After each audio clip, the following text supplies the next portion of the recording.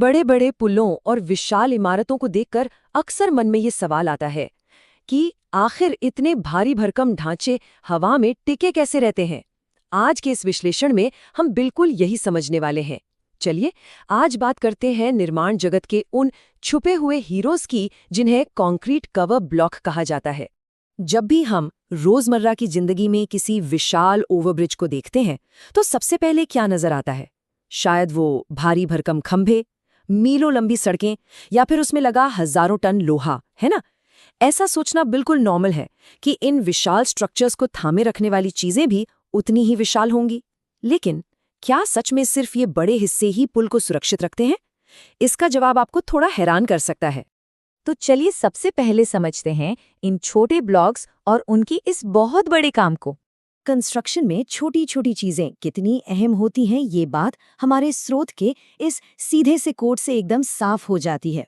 Overbridge construction में दिख रहे ये छोटे छोटे कंक्रीट कवर ब्लॉक्स बहुत इंपॉर्टेंट होते हैं।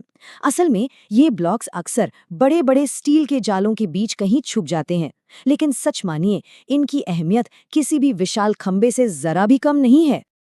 अब सवाल ये आता है कि आखिर ये ब्लॉक्स हैं क्या?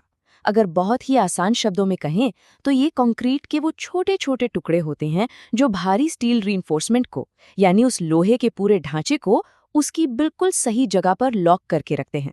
अब सोचिए, जब कंक्रीट डाला जा रहा हो उस वक्त अंदर के लोहे का अपनी जगह पर टिके रहना कितना जरूरी है। अगर वो लोहा जरा भी खिसक गया तो पूरी की पूरी संरचना कमजोर पड़ सकती है। और यहीं से हमारा अगला और सबसे जरूरी पॉइंट आता है, द परफेक्ट पोजीशन। ये कैसे अचीव की जाती है, चलिए देखते हैं। यहाँ एक बहुत ही सीधा लेकिन बेहद जरूरी रूल काम करता है। स्टेप 1, स्टील रीइंफोर्समेंट को बिल्कुल सही जगह पर फिक्स रखना, और स्टेप 2, कंक्रीट को अपना प्रॉपर कवर लेने देना।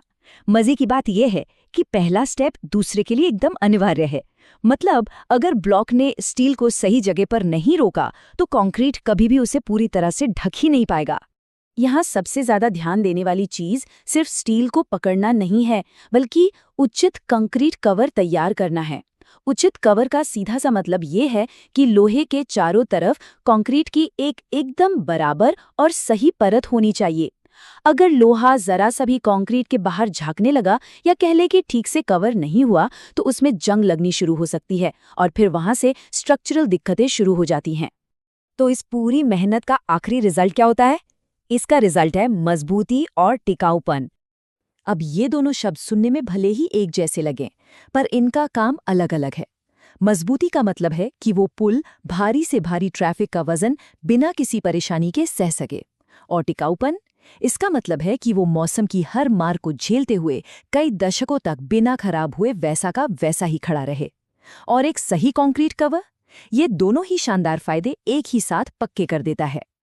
अगर हम इस पूरे प्रोसेस को एक बार फिर से समराइज करें तो पूरी कहानी शुरू होती है एक बहुत ही छोटे से कवर ब्लॉक से। वो ब्लॉक भारी भरकम स्टील को बिल्कुल सही जगह पर रोके रखता है, जिसकी वजह से एक बेहतरीन कंक्रीट कवर तैयार होता है। और अंत में इसी परफेक्ट कवर के कारण उस विशाल ओवरब्रिज को मिलती है जबरदस्त मजबूती और एक बहुत लंबी उम्र। एक छोटे से कंक्रीट के टुकड़े से लेकर इतने बड़े पुल की लाइफ तय करने का ये सफर इंजीनियरिंग का एक कमाल का उदाहरण है।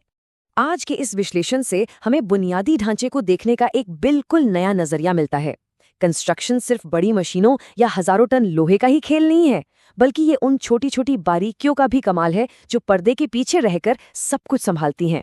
तो अब अगली बार जब भी किसी ओवरब्रिज के पास से गुजरना हो तो क्या ध्यान सिर्फ उन आसमान छूते खंभों पर जाएगा, या फिर एक पल के लिए ही सही दिमाग में उन छोटे छोटे छुपे हुए ब्लॉक्स का ख्याल भी आएगा जो पूरी खामोशी से उस विशाल ढांचे को एक साथ मजबूती से जोड़े हुए हैं।